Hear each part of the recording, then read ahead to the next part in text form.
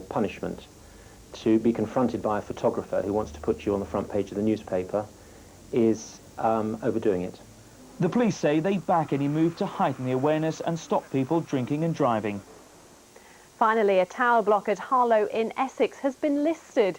The structure, dating from the 1950s, is regarded as either a blot on the landscape or a classic of its kind. Well, that's it. But don't forget, your BBC local radio station has news on the hour until midnight. But from me, good night.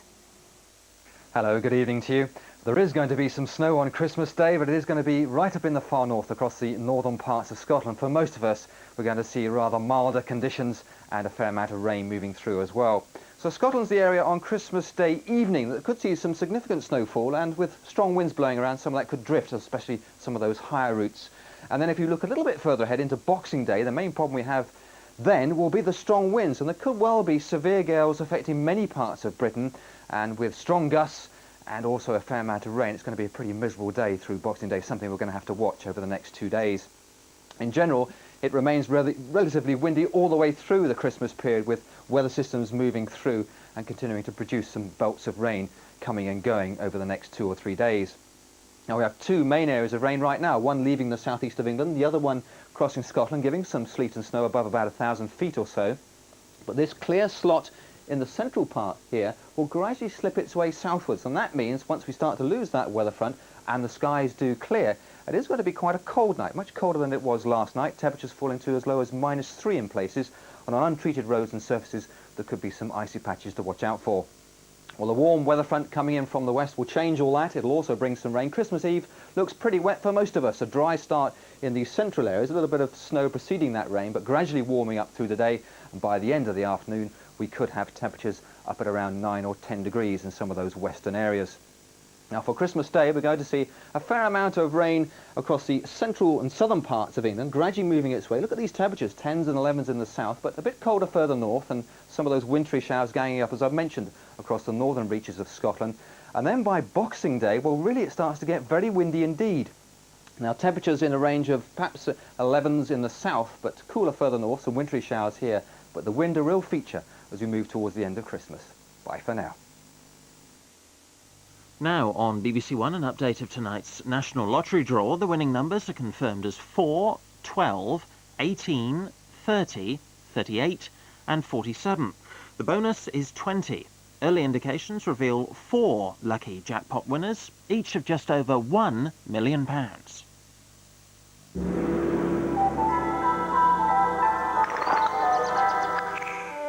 There's the shape of something here that's breathtakingly impressive. If I weren't a rational man, I'd say there was devilry at work in this house. Like a kind of madness has taken over and there are no rules anymore. Alan Davis and Caroline Quentin I just thought maybe I could be useful here tonight, that's all. What, as a contraceptive? are joined by Rick Mail I could smell guilt on a man like dung on a donkey. in a Jonathan Creek special for Christmas Eve, 9:30 on BBC One. We're definitely going to try for a baby. Your eggs aren't as fresh as they were, are they, love? Men maturing badly. I think they make lovely parents. Men cohabiting badly. When you grow older, you want a fully grown-up relationship.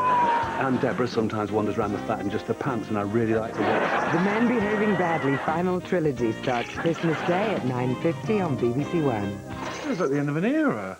Emma has a new man, and Natasha is as far away from snow as possible. War and Piste at 10:45. Before that, no Christmas was complete without him. For 30 years, one half of Britain's best-loved comic partnership. A timely tribute now on BBC One to the genius of Eric Morecambe.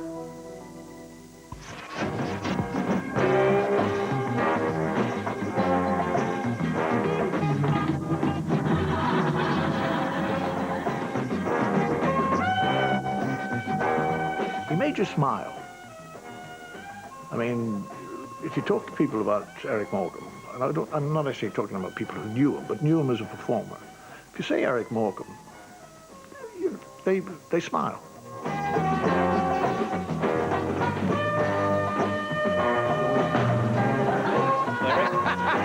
She's looking at me there. I don't think there was anybody in the whole of the British theatre who would not have given their eye teeth to work with Morecambe and Wise.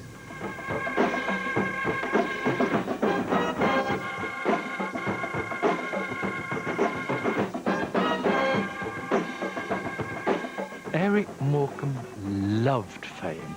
Eric Morecambe lived off it.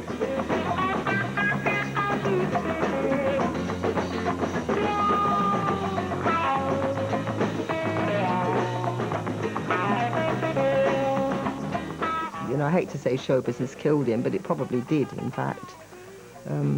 But it was his life. That's what he did.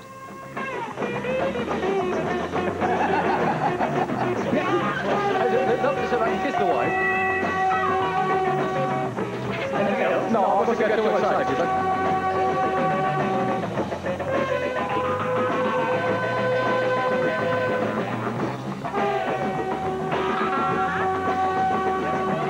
When Eric was performing, the impression I always got was that he knew he was being stupid.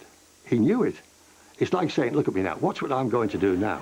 And that's when he saw the glint. Gentlemen, all I can say is, ladies and gentlemen, I've never become conceited because I feel that there is no one better. And I'd like to present to you now my local... Really, I didn't expect it to be...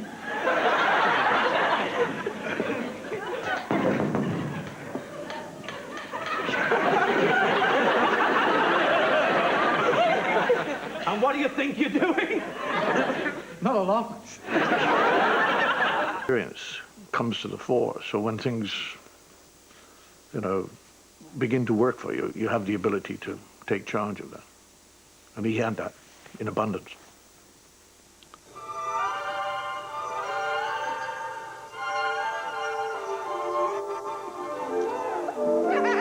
Oh, yes!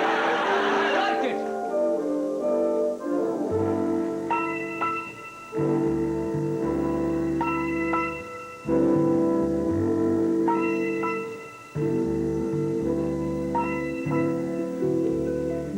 Gonna take a sentimental journey. Gonna set my heart at ease. Gonna make... Well, he was very proud of Morecambe, proud of his roots. The family came with him sometimes, but he came a lot of times on his own, and Mike the chauffeur brought him up like, but there was something that appealed about Morecambe. I don't know what it is, you know, some aurora or anything, what you call it, just attracted him back to Morecambe. Like a child in wild anticipation, I long to hear that all aboard. 7, that's the time we leave at 7. I'll be waiting up for heaven. As they say, behind every great man there's a woman, like, isn't there? Well, Auntie Sadie was the one behind Eric. Uncle George, Eric's father, was laid back, but Auntie Sadie always did the pushing. And even from an early age, she wanted Eric to be in show business. Why did I decide to roam? I gotta take this... There again, Eric did have a love-hate relationship with it, because he used to rather say that his mum pushed him into it. But Sadie used to say, but he loved it, you couldn't stop him from entertaining, so I was only helping him with what was there. Derek, do you think you could teach Morecambe to speak properly? What are you talking about? I speak English good. He came on with What everybody else does. his partner, and my wife and I went to see him at the Winter Gardens. And he was, to put it mildly, he was absolute rubbish. He was rubbish. There were no two ways about it. I didn't go backstage because I don't think he liked to see me crying.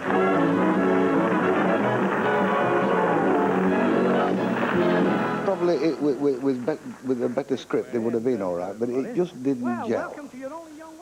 Not as though I know a great deal about showbiz, I don't. but it just didn't get together. Don't think me rude, but I should think this is the first time you've had anyone in the show who can really act. They were a very good, solid comic act, and they did the second spot and then a main spot in the second half. I'm always the same. So if you'll apologise, we'll forget it. Well, I'd gone up to Scotland, to Edinburgh, and it was a nothing sort of showbiz job, but it was, you know, paid me some money at the end of the week, so that was quite important at that time. And I put my music down for band call, as one did on a Monday morning, and Eric and Ernie were there.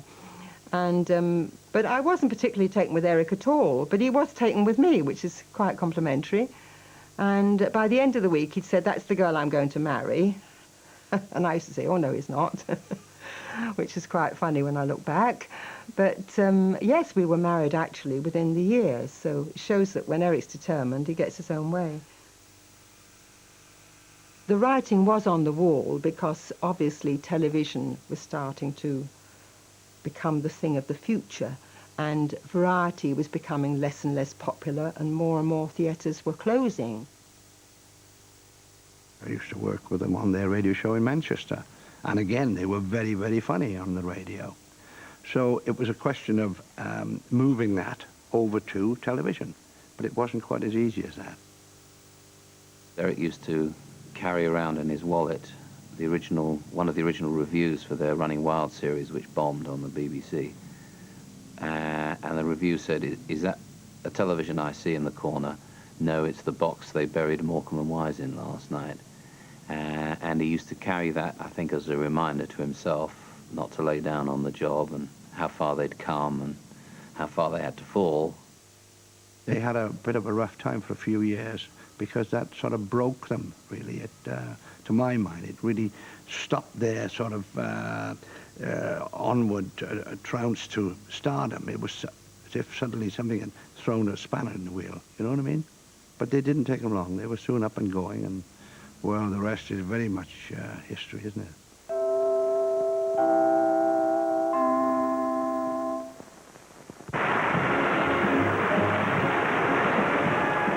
We are... They paid their dues. They worked the dumps, they worked for nothing, for pennies. They had old cars, they stayed in old digs. They had this disastrous TV series which they got over. And suddenly people were seeing the genius of Morecambe and Wise, and especially the genius of Eric. It just sort of happened, it just flowed. It never stopped. Once they became popular and successful, it never stopped. In the rain, just singing in the rain.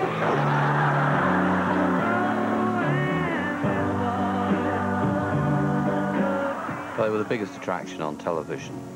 They were one of ATV's absolute banker hits. Would you like to...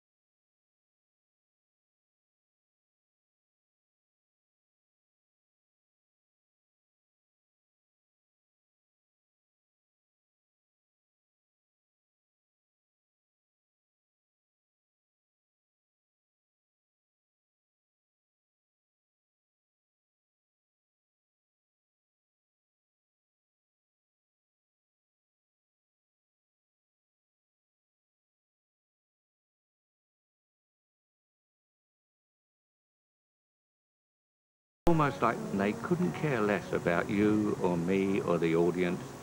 They were just doing this for themselves. One of the most talented artists in show business today. This man can do everything. Anything. Anything. Television is just a face.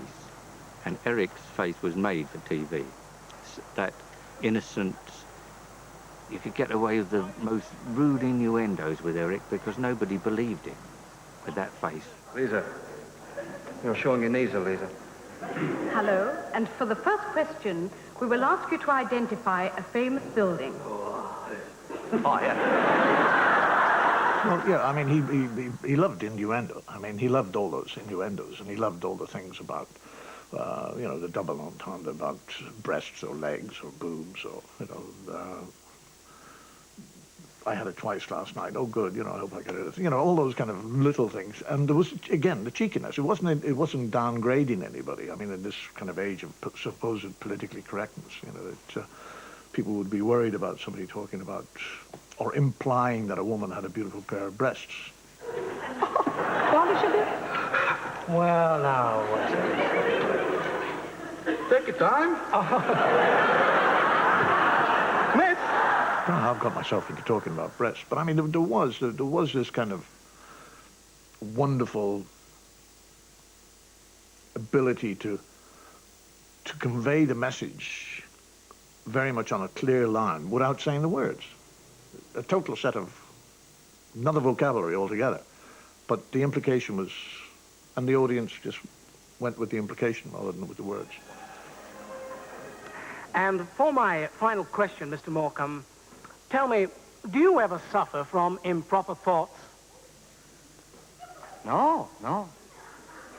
I rather enjoy them. Yes. He took very seriously the fact that they actually were loved by the public. They weren't just liked, they were actually loved by the public, and he took that very seriously. This is BBC Television. Here we go. Right, OK, love. Run TK43.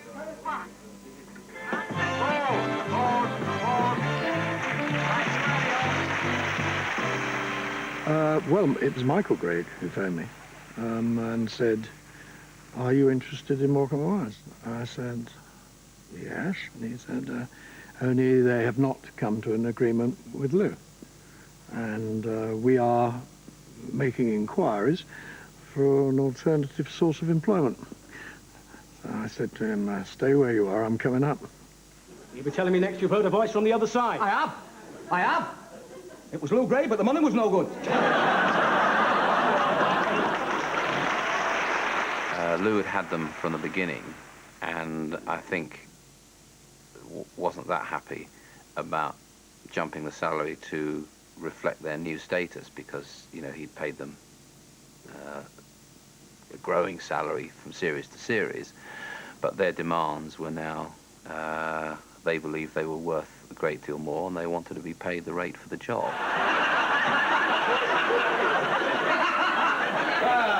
Keep going, son. I was about to go on holiday, I think, a couple of weeks holiday, and I met Bill in the bar of the BBC Club in the television centre, and he said, "How would you like to produce Morecambe and Wise?" I said, "Well, can a duck swim? But you'll never get them. They're with Lou Grade over at ATV." "Oh," he said, "I've got them." And then, of course, Eric had his heart attack. 1,000 hands applaud tonight. I sing my songs, my star shines bright. I stop and smile. I take A lot of people saw him on television, but for a greater part of the year he was appearing at places, a summer show in Blackpool or Great Yarmouth, and then touring during the year to Batley and other theatre clubs like that. So he spent a tremendous amount of time travelling, being with himself.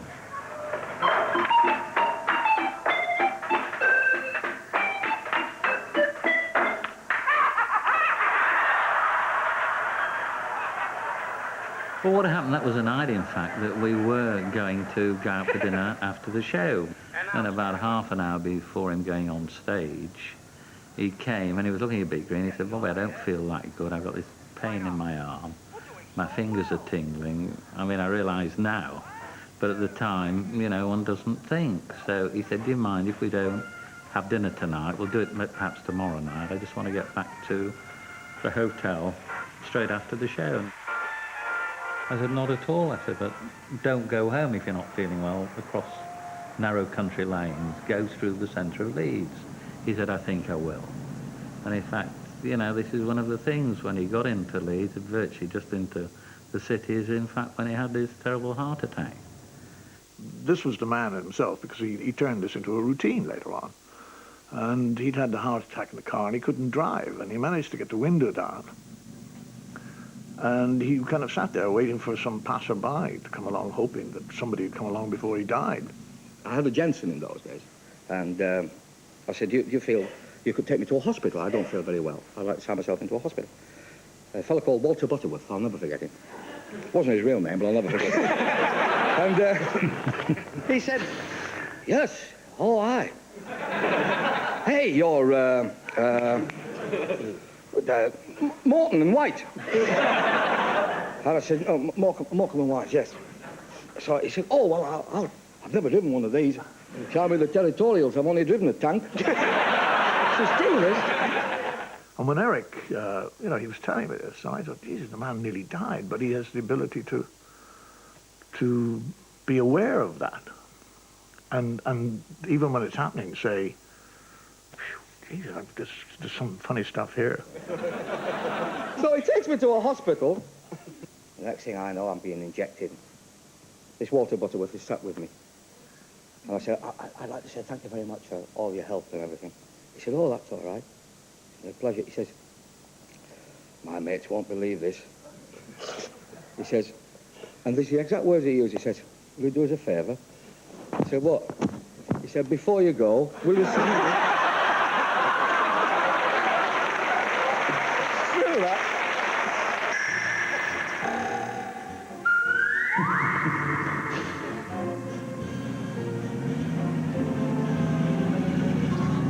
There may be trouble ahead, but while there's moonlight and music and love and romance, let's face the music and dance.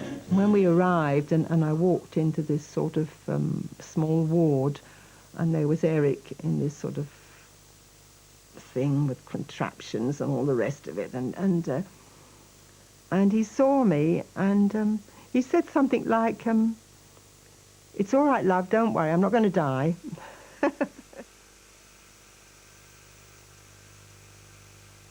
But straight after the heart attack, when he was recuperating at home, he was allowed to take little strolls, little walks, and I used to go with him sometimes, always scared about it, because he'd walk very slowly and very easy. And he became very conscious about everything around him, like he knew he had a second chance. Well, we played it down, but in actual fact, it was a massive heart attack, and it was all very much played down. But I think it was a combination of a lot of things, his heart attack. You know, it went back probably to the days during the war. He was one of these that was a Bevin boy and put down the mines. And then he was moved to mines that were actually condemned. But then being in show business with that sort of nervous strain and also being a compulsive smoker. He was a nervous smoker too. He would only smoke half a cigarette and then put it out. But nevertheless, I think they all contributed. So he became even concerned about things like his fishing, which he adored and you know, adored right through his life as a child to man. But he became worried about hurting the fish and things like that, which is very unlike him. He was much more, he could be much more together than that and much harder about life and just get on with it. And then, of course, what happened is he got better, and then he got put back on the treadmill, and all that went out the window, and he went back to how he was.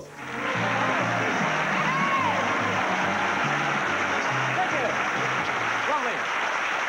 Thank you. Thank you very much. Keep going, you fools. Good evening, ladies and gentlemen. Got long nerves, you know. I heard this night about the heart attack that Eric had had. And I went on stage, and at the end of the show, and I said, well, we've all had fun here tonight, but will you do something for me? If you believe in such things, will you say a prayer for Eric Morecambe tonight, because he's fighting for his life in a hospital in Yorkshire? And Eric heard about this. Well, one of the reporters went to see him when he was making his recovery and said, Eric, did you know that Des O'Connor went on stage at the Festival Hall, Paynton, and told the entire audience to pray for you? And Eric said, well, those 6 or 7 people probably made all the difference. But that was Eric. You were never going to have the last word.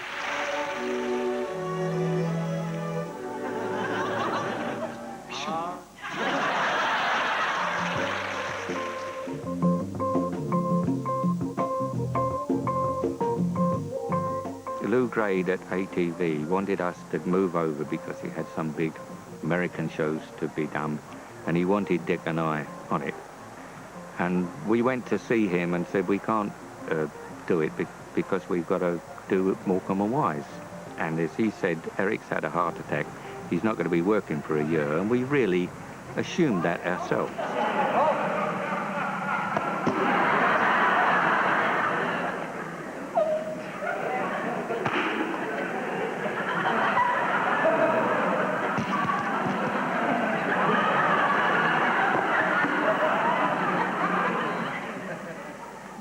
When Eric heard that Sid and Dick weren't doing any more shows for them and they'd gone to work for somebody else, he was deeply hurt, because Eric instantly had this feeling that nobody thought he would ever work again, that he was written off, that his career was finished, and he really did believe that people believed his career was over.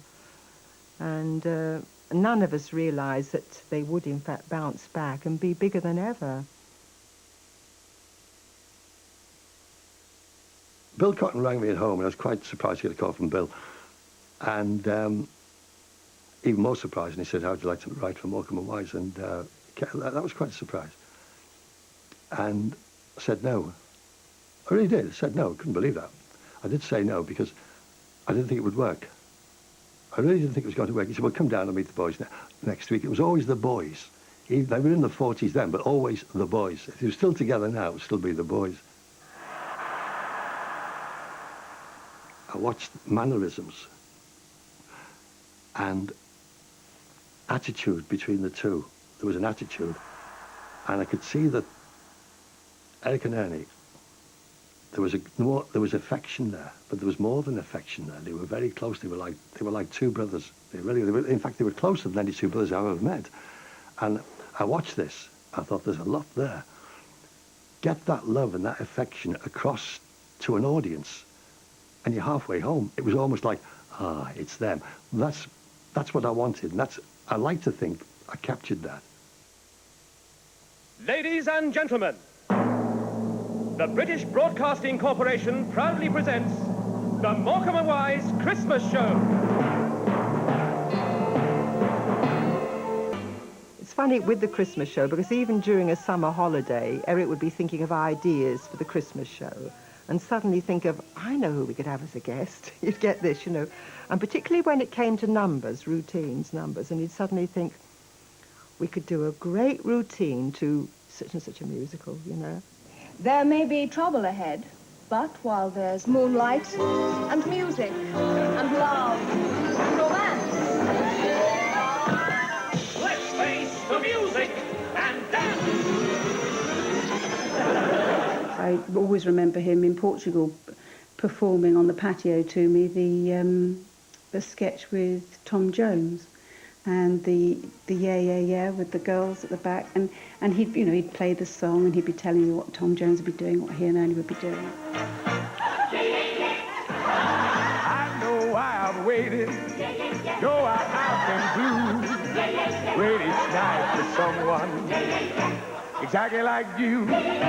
Why should we spend money on a show or two? No one plays those love scenes exactly like you. Exactly like you, you make me feel so bad. I wanna hand the world to you. You seem to. And he always said that I had the common touch. If I laughed, then everyone would laugh. You know what he always said. It, I think, might have been a compliment. I'm not sure, but I think he was right. She met me for someone exactly like you. Exactly like you. The Christmas show was a killer. Your sister? My sister, yeah. What's her name? Doris. Doris. Doris. Doris. Not Doris, the one with the big withers. Yes. People were judging the quality of their Christmas on the Morecambe and Wise show. If they didn't like the Morecambe and Wise show at Christmas, they had a bad Christmas. And this is an awful thing to have hanging over you. You know, this added to the pressure. It didn't help. But then it was again gratifying to see 28.5 million people, but the pressure was enormous. When the show came on, everyone used to sit there and we'd all watch. It was just like a big happy family. I always remember Daddy used to laugh so much at himself on TV. I always used to wonder, why are you laughing? Because you know what's going to happen next. But he used to sit there and just laugh his head off. I never felt under pressure that I had to laugh. Afterwards, he would obviously, you know, he would want reassuring that he thought it was as good as last year and that it was really good and all that kind of thing, which was easy to do because I genuinely felt that they were. And then it would sort of be a wind down. Morning, stand up. Morning, stand up. Morning, stand up. Stand up. Morning, stand up. Morning, stand up.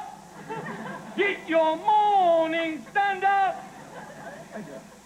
Well, I was waiting for a phone call. I suppose it was I was about 18, 17, something like that. And I'd heard the phone ring and I'd gone upstairs and I heard the phone answered. And a couple of minutes later, Dad was at the bottom of the stairs. Gail, that was the phone. So I said, all right, I'm coming. No, they've gone. Who was it? I'm not sure. It was a fella. So I said, well, what's he gone for?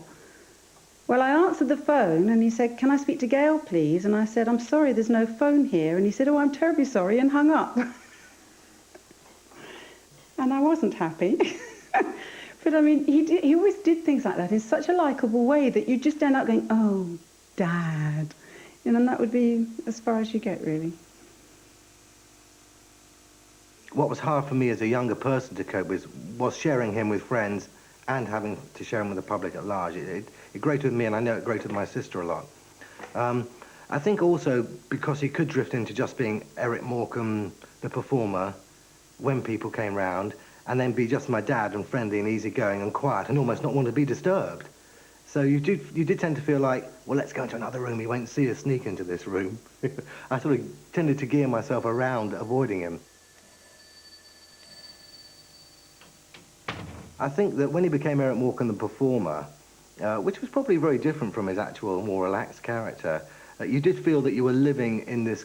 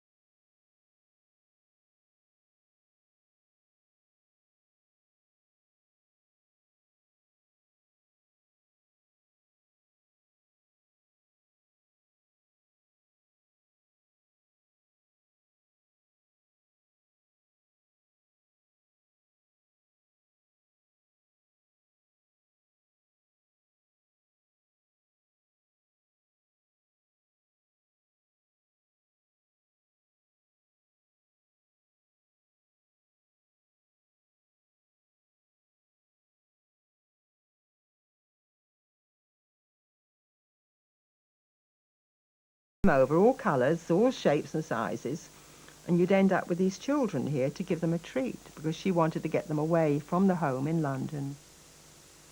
I can remember the adoption home where I was. I can remember it inside and out. And I always remember going to this lovely big place, and it was always a long car journey. I'd have to sleep in the back of the car. When I got there, there was this big house and everything with a swimming pool and these lovely people there. Eric said, it's entirely up to you, love, because at the end of the day, you're the one that's going to do all the work. And he said, as far as I'm concerned, lovely, and, you know, love to have him. I used to have to go in and say goodnight to Dad. I'd walk into the room, knock on the door first, walk into the bedroom. Dad used to be sat there and he'd be smoking a pipe or a cigar, have a glass of whiskey or something. And I used to go over, kiss him a goodnight, get on the sofa next to him. And then he used to pass me over a little bit of whiskey over, and I used to take a little bit of a sip, and a quick puff on his cigar or his pipe. And then I'd get up, say thank you very much, and go to leave the room. And just as I would leave the room, he goes, don't tell your mother for whatever you do, otherwise you get me into trouble.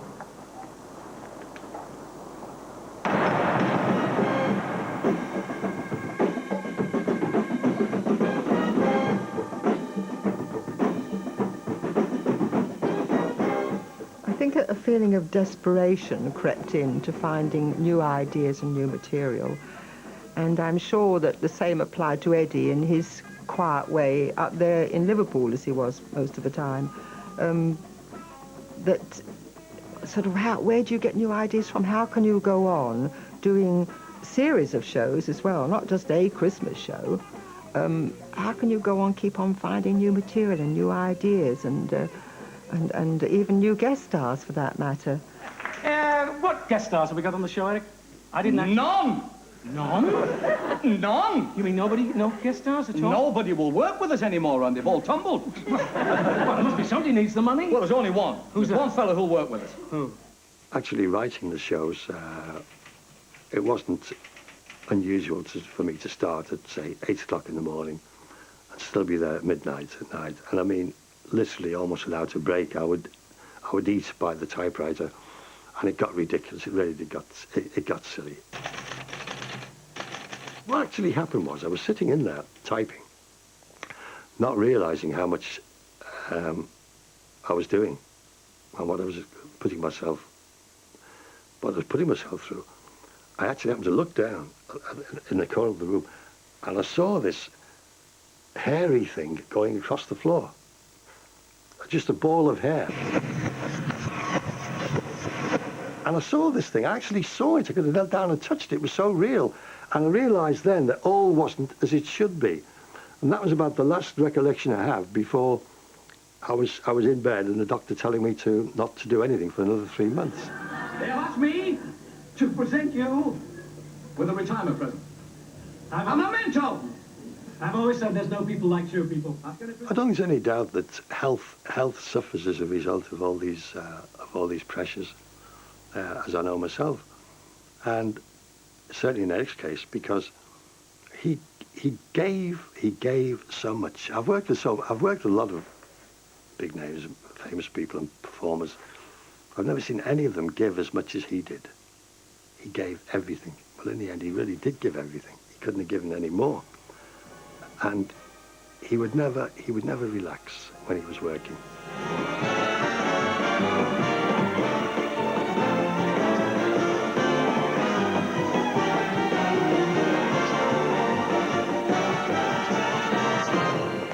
Get off!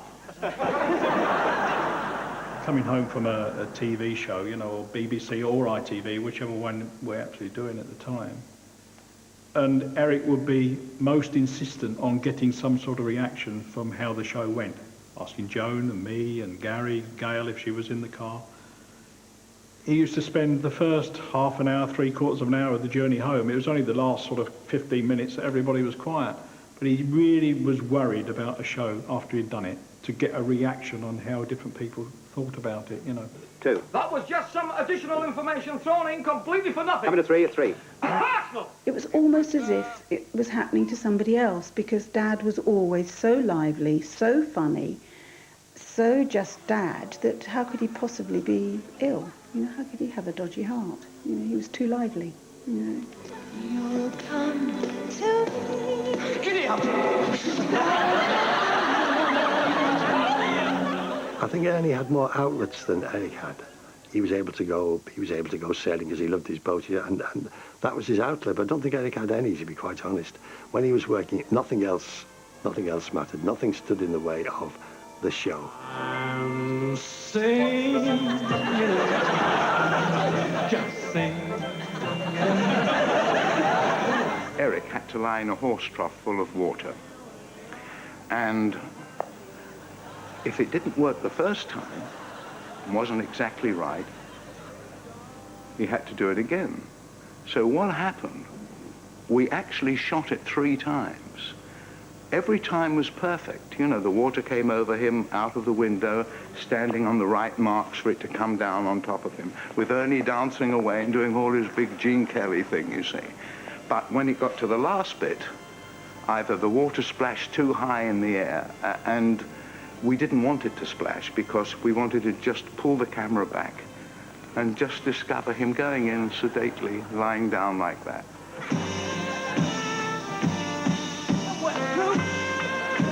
Have you seen what you've done for me?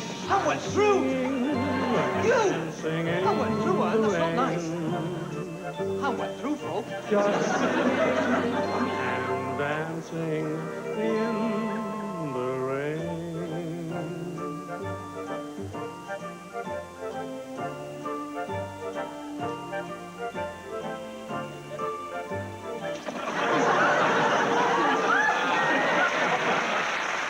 I had to be very careful because at this time, it was a period when Eric wasn't feeling too well. And with a heart condition, we didn't want to risk things like pneumonia and things like this. So we got him dried straight away. The time wasn't taken with them rehearsing it. They went through perfectly every time like real pros. The time was taken just changing him, drying him down so that he didn't catch a cold.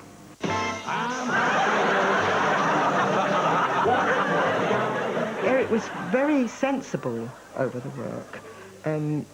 If he felt ill, he wouldn't work. And of course, they did have this awful incident of the very last Christmas show that Eric worked on, and they'd got to the pre-filming stage, I think it was. Well, certainly they were doing some pre-filming, and he had a scene where he had to run at a wall with Ernie, and he hit the wall too hard. Now, everyone thought he was having a heart attack, and in fact, he'd had jerked his heart out of rhythm.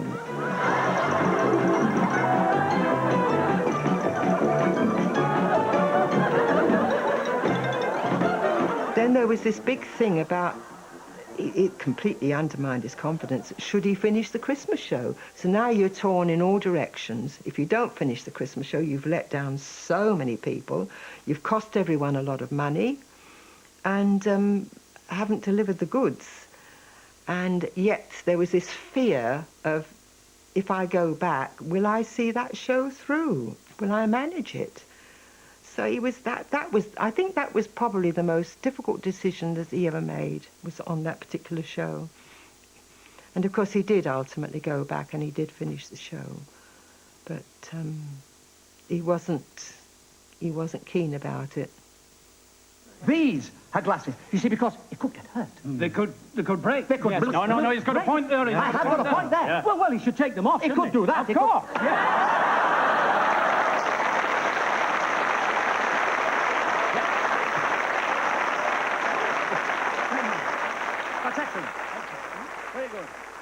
But only a few months after that, you see, he was having the checkups, and I think it was the specialist at Harefield first of all, and then it was Magdi Yacoub, who's now, Professor Magdi Yacoub, said that he needed an operation, and actually it was really a matter of life or death then. If he hadn't had that operation then, he probably wouldn't have lived another week.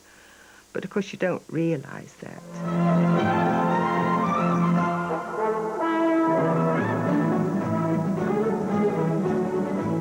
Good afternoon and a very warm welcome to Word of Sport. And on this very special Christmas Eve edition, can I start by thanking you all so very much for the Christmas cards you kindly sent to us. It's good to know that we have so many friends out there.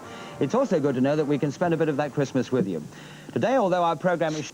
Short... Excuse me. Sorry I'm late. You've arrived? Yes, I was on the last plane. Eric was really quite ill, and he decided he wanted to get away and just quietly come somewhere that he could hide. And of course we accepted the responsibility in a sense. It was a bit of a responsibility, but we were delighted to have him with us anyway and help in any way we could. And he just didn't want to go to bed. He didn't want to be on his own. I mean, there were times when we would maybe drink until, I don't mean drink vast quantities of alcohol, but we'd be talking and chatting until maybe 3 or 4 o'clock in the morning. And he didn't want to go to bed. I mean, on the Friday night, I was getting ready for the program on the Saturday, and I had to be at the studios at 8 o'clock. And I looked at the clock, and it was still 3 o'clock on Saturday morning when I was still talking to him. And I said to him, Eric, I said, I've got to go. I've got a 4.5 hour program to do tomorrow. And I said, I've got to get to bed. And he said, oh, it's me and the Valium, and those. I said, I'm afraid it is.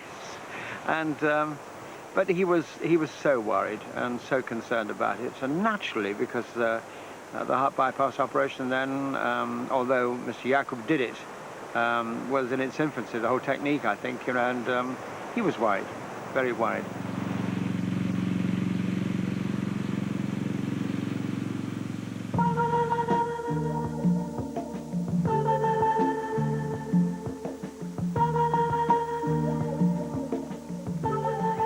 When I first met Eric with Dickie Davis, Dickie left us and we went off to the river. And there's a man who's, to me, living on his nerves. He's a bit edgy, he suddenly produces a paper bag trick where he touches an imaginary stone up. And where he got the bag from, God only knows, but he did it. And then he kept doing this, and I thought, are we going to get this guy relaxed? And so I practically got hold of him by the throat up against a tree, and I said, are you going to go fishing or not? You know. And anyway, he gave me a look at what he could do in the way of casting a fly like I'm doing now. And he cast it quite reasonably. And I thought, well, maybe we'll get this guy to relax in a minute and catch a fish. And sure enough, as luck would have it, and luck, you know, it's a funny thing with the learners very often. Fish are very kind to them. And suddenly you find some sort of one-eyed fish will come and take a fly, you know, and nobody else would catch it. And so that did him a pair of good. And suddenly we got a man who started to relax a bit, to sort of let himself down.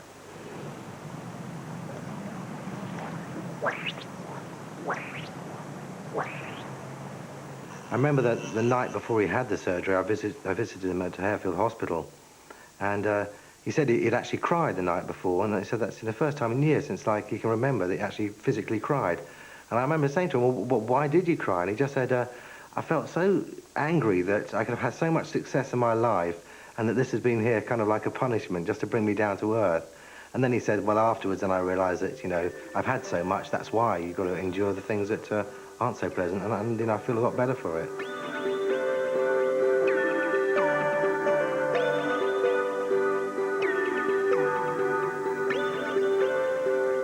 The way he did things, he really thought about every little detail, and to do that, I'm sure he just called in on all his reserves, and that could have an effect on the heart.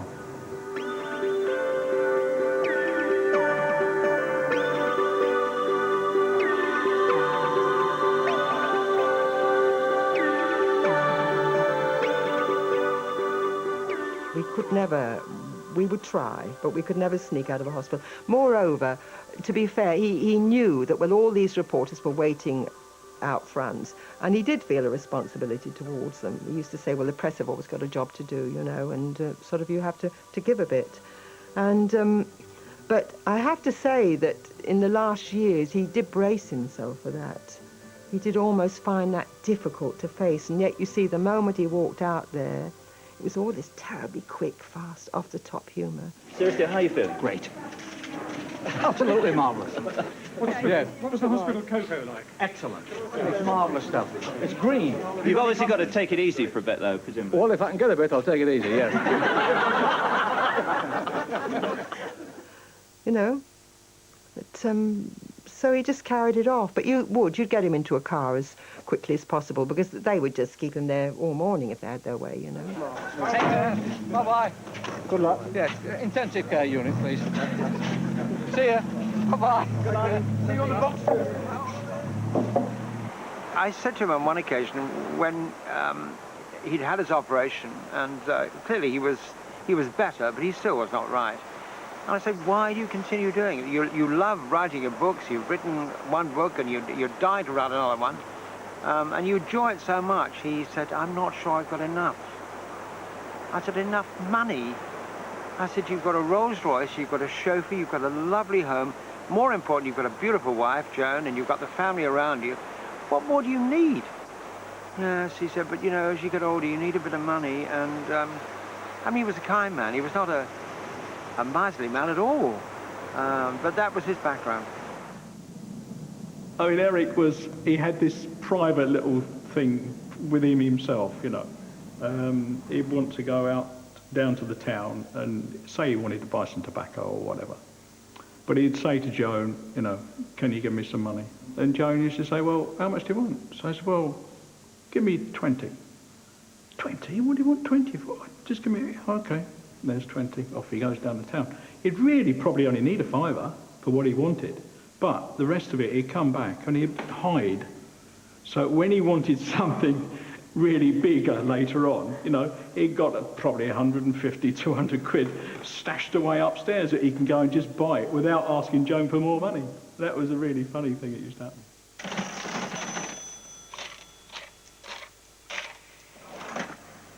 He did keep saying, he did it when he'd had a triple bypass when I was down at Thames working down there with them. He'd say, oh, well, I'm perfectly all right now, you know, in a way, of course, he wasn't perfectly all right, really. I mean, I think when you've had a triple bypass, you shouldn't really go on and suffer the stresses of television, because I think it may be, as it proved, perhaps, you know, a bit of a chance you're taking. You're waiting for your Christmas present, aren't you? If you want, well, I've got one for you. Yeah, a special one for you. Not a stretcher, is it? Just wait there, I'll be back. 2 ambulance men will do. Oh, yeah. Well, many people try to advise him to retire, for example, and I didn't think that was good. I thought that he should not stop, but he should modify his way of doing things, but that was impossible.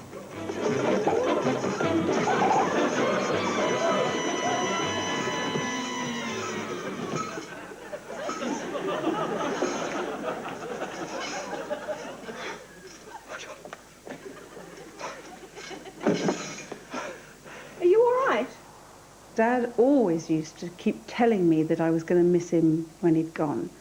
And that started really when I was quite small, and I would do these sort of roll my eyes and just, you know, oh, here we go again looks. And as I got older, it would be he'd have, I don't know, said something, done something, embarrassed me, and I'd have rolled my eyes, and his head would appear around the door, and he'll just say, you'll miss me when I'm gone, you'll miss me. I used to go, yeah. And it was quite strange the weekend before he died, because we went to a family friend's wedding. Hello, TV's, well, it's TV on, John. That's lovely, that. Thames TV, is it? We got into the car, and I don't know what made me say it, but I was just looking at, you know, his curls at the back of his hat, and there was something very lovable about him and very endearing about him. And I was just looking at these little curls, and I just said, I'll miss you when you've gone. And I had never said it before. And I am so glad I said it. And he just chuckled, and that was that. It was a mixture of having an extremely calm, very pleasant, very enjoyable time, with these anxieties, with his health and discomfort, you know, a certain amount of pain, all that. But for some reason, he decided that this was the time when he would sort out photograph albums, lots of stuff which had just been in a drawer for years.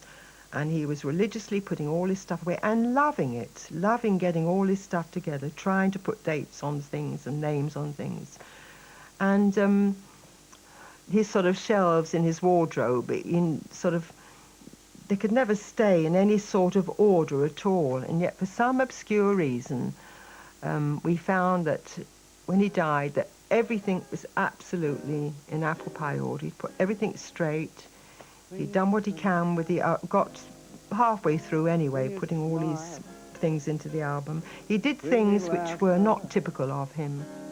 All the while, in this world that we live, there should be more happiness, so much joy you can give to this brand new bright tomorrow. Bring me sunshine, bring it through the years, plenty of laughter. Stan had this theatre, and he'd hit upon this sort of idea for having someone like Eric go and just talk. So the way it was arranged, the first half was more or less a variety bill with 2 or 3 very nice, very funny acts. And then it was followed by Eric doing what was a chat show with Stan sitting one side of the stage and Eric sitting on the other side of the stage. But he'd had an X-ray, and we knew that his heart was enlarged. That was what we did know, his heart was enlarged. And certainly there was no way in which he'd have gone on and done a television show. But we agonised over whether he should do this thing for Stan Stennett. And again, you had this feeling, well, Stan sold all the tickets for this show, and what happens if I don't go? The whole thing is revolving around me. And you get this terrible feeling of responsibility, you know. And Eric had an idea that when Eric and Ernie retired as a double act, that's the sort of thing he would like to do, is go around to different theatres just to chat and have a nice little time, you know. So off we puddled down to Tewkesbury. Afterwards, we arranged that the chef at the place was going to do a meal for all the company. So we were all going to have a party afterwards, and it was going to be our do. We were going to provide this dinner for everyone. It was going to be our little sort of treat. And a 4-poster bed, and Eric joked that, well, at last she's getting her honeymoon. A bit late, isn't it? Because we never did have a honeymoon. It's a bit late, isn't it? But we're having our honeymoon now. We've got this 4-poster bed. So it was all very jokey. The weather was atrocious. When he came onto that stage, when I introduced him there, the place was packed. And, of course, it fell apart when he came on stage. That was it. They all stood, and he came in, and he sat down with me. It was a most memorable evening after the introductions, and he eventually came on. He was spellbinding. And he talked about things that he hadn't spoken about in years. Some things he'd never spoken about before at all. We talked about people we'd met, and eventually got on to Diana Dawes, who was a great friend of ours, mutual friend, who'd passed away that year. And eventually the talk got on to Tommy Cooper, who had also that year left us. And Eric said, well, you know, when I gotta go, I hope I don't have to, I don't want to die in front of an audience, you know.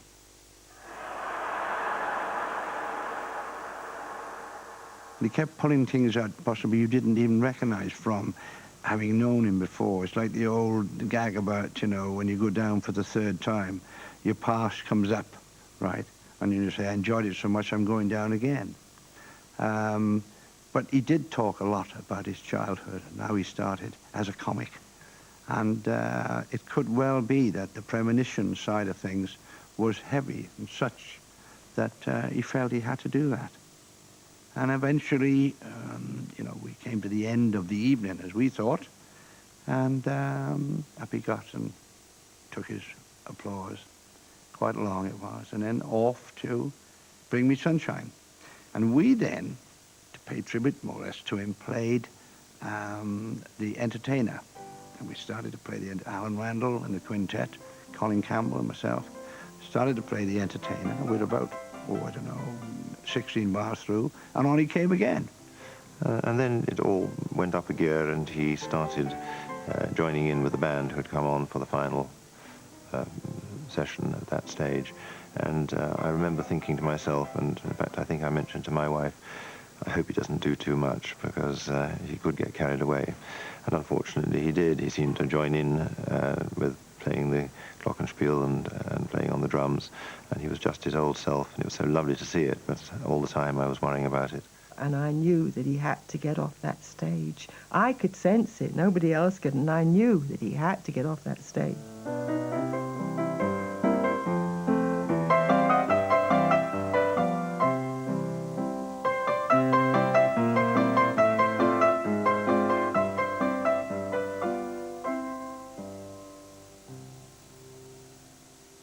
And then he took his final bows and came out 2 or 3 times and did one of those lovely arms and legs around the curtain, and eventually just disappeared, and the audience went on clapping.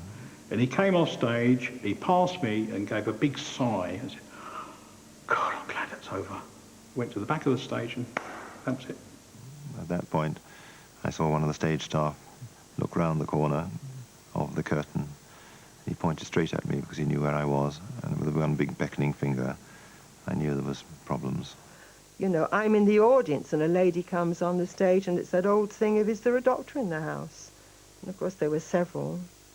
And of course we all dashed round there. And I always knew that that was going to be the end. And I just went out of it. I went into another room, as they say, you know. I just couldn't take it in, and I knew somehow that he wouldn't survive that. This theatre suddenly went as silent as it is now.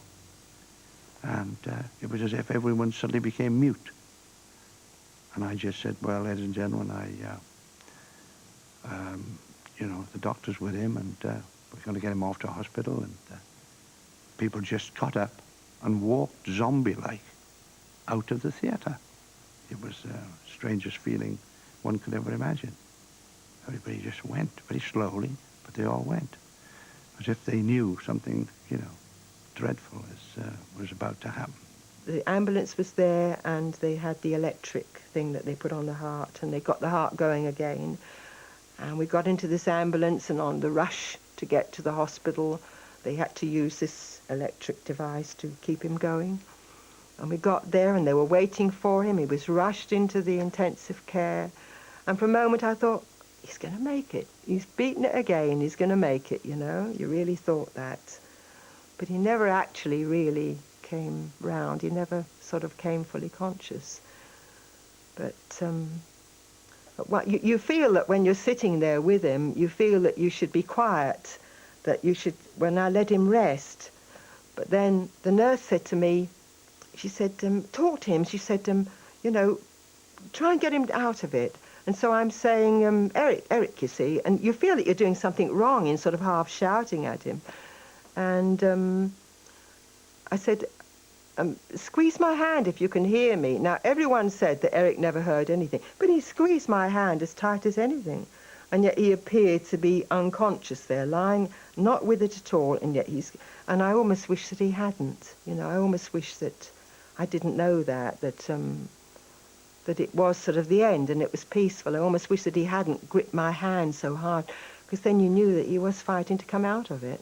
Ever since I first heard you on the air, I've been itching to meet you. Oh, that's funny you should say that. You know, ever since I first heard you on the air, I've been itching to meet you. There will now be a short interval while these two scratch each other. Oh, never mind him, Derek. I sat there and ate a meal. And you go through the motions, don't you? They bring you a meal, and you actually sit, and I hadn't eaten all day, of course, but you actually sit there and eat it. You think that's the last thing in the world you'd be able to do is to eat anything. And I'm sitting there a little bit away from Eric, and then sort of going over now and again. And then suddenly the monitor, all the alarms came up on the monitor. And I was sort of grabbed and whisked out into a little ante-room.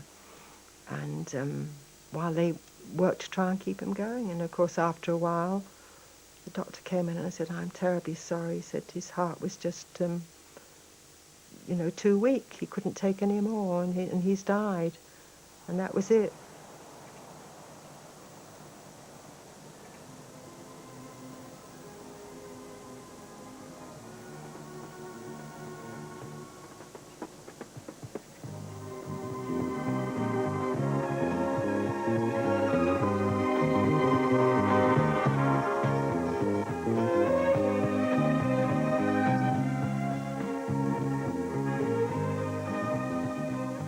they had a wonderful tribute at the Palladium, and we all went on. And everybody was going on doing their party pieces, but basically they were entertaining. But that night, I walked on to the crowd and I said, I don't know what I'm doing here. They're all saying nice things about Eric. He never said anything nice about me. He insulted me once for 15 years. And it worked good. And Joan was in the box, and the royal family, some of the royal family were there. And I just felt I wanted to find a way to say one last little personal thing to him. And I remember I was driving into the Palladium, and I came in about 6 o'clock at night, and the Christmas trees were out. And I went on that night, and as I came past the lights tonight, and it seemed to me that one of the brightest lights, if not the brightest light on a Christmas tree, has gone out. And as I said it, I felt this emotion starting to well up, as I'm feeling now, starting to well up inside of me. And then I had to go and sing this song, which I did a parody of There Will Never Be Another You. And I sang that, and I know that was difficult to get through, but he was special.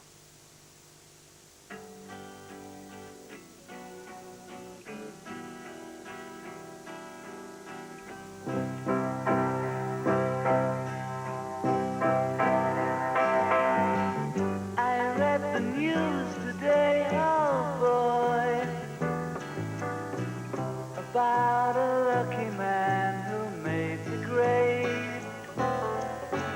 And though the news was rather sad,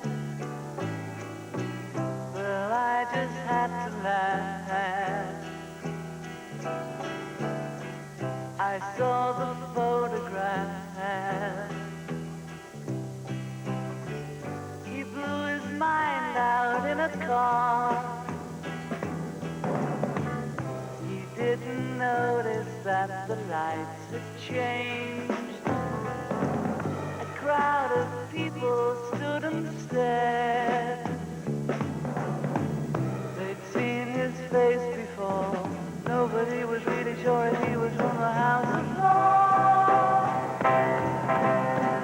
I saw a film today, oh boy. The English army had just won the war. A crowd of people turned away, but I just had to look, having read the book. I'd love to tell you.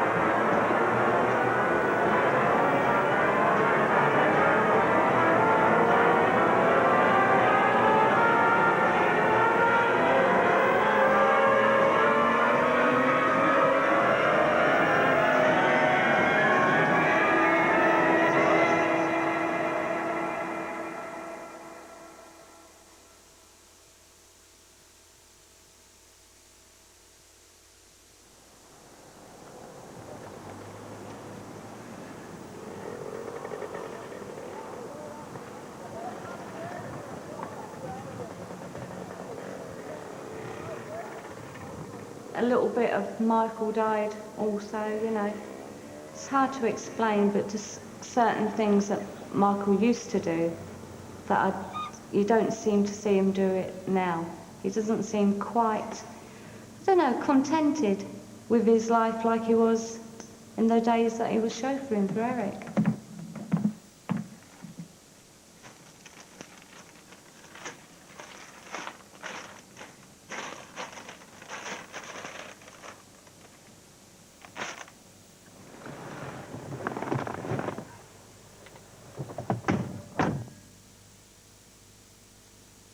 In many ways, Eric was his own worst enemy because he never, ever stopped doing the jokes. He never stopped. He always had to give a performance. Even with me, he didn't stop, even when we were on our own. In fact, I said to him once, for Christ's sake, Eric, back off. It's me. You didn't have to tell. I've heard them all. I said, the three of them that you've just done, I wrote. Arsenal won the FA Cup in 1950 as well. Absolutely correct. And the man who scored the goal had a nasty cough.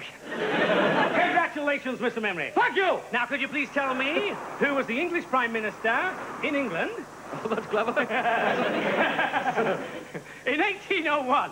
Yeah, when I'm doing my truck driving now and I get onto long stretch of motorway, you do think about him. Down that big, deep pit, William. And you think about all the funny times and the things that make you smile. Like I can sit there now in the truck and just burst out laughing after a memory of Dad. No! Think again. William Deep. No! William Pitt. So yeah, we do think, well, I think of him a lot. I'm sure everyone else does. There was an awful lot of Eric in the character, in his persona on the screen. That wasn't all there was to him. He was quite a serious man. You could have a serious conversation with him about stuff. But essentially, that was a big part. That's part of who he was. You can't divorce that. He couldn't act that. He couldn't act Eric on stage. That was part of him. The naughty schoolboy, the ad-libber, the man desperate to make people laugh, and so on. That was part of him.